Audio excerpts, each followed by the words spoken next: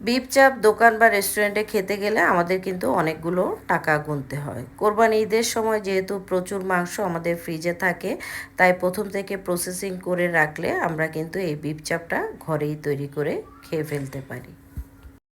আসসালামু আলাইকুম সবাইকে, আরেকটা নতুন ভিডিওতে আপনাদের স্বাগতম। আর কয়েকদিন পর যেহেতু কোরবানি ঈদ, তাই কোরবানি ঈদকে সামনে রেখে সবার কথা চিন্তা করে আজকে নিয়ে আসলাম মজাদার লোভনীয় স্বাদের বিফ চাপের রেসিপি।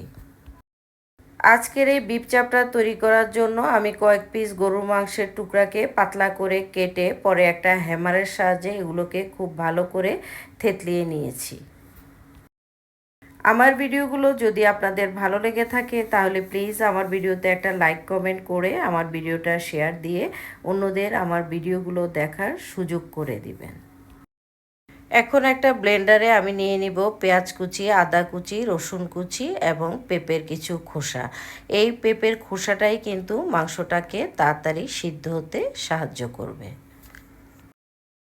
এখন সবগুলো উপকরণ একটা ব্লেন্ডারে ভালো করে ব্লেন্ড করে নিয়ে পরে এটাকে একটা সার্ভিং ডিশে আমি ঢেলে নিব। এখন এই ব্লেন্ড করা মশলার মধ্যে আমি দিয়ে দিব চিলি ফ্লেক্স 1 চা চামচ, গরম মশলা 1.5 চা চামচ, লবণ স্বাদ মতো এবং পরিমাণ মতো সরিষার তেল। পরে সবগুলো উপকরণ আমি খুব ভালো করে মিশিয়ে নিয়ে এখন থেতলানো মাংসগুলো এই মশলার মধ্যে দিয়ে মাংসের গায়ে সবগুলো মশলা এপিট ওপিট করে আমি খুব ভালো করে লাগিয়ে নিব।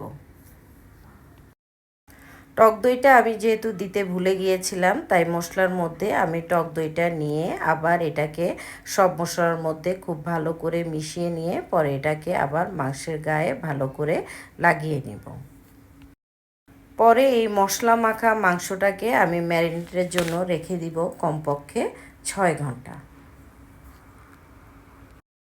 এই বিফ চাপটা খেতে কিন্তু অসম্ভব মজার হয়েছে, আর নিজের হাতে বানানো যে কোনো জিনিসই অনেক বেশি স্বাস্থ্যসম্মত, আর এটার মধ্যে কিন্তু অনেক বেশি আত্মতৃপ্তি কাজ করে।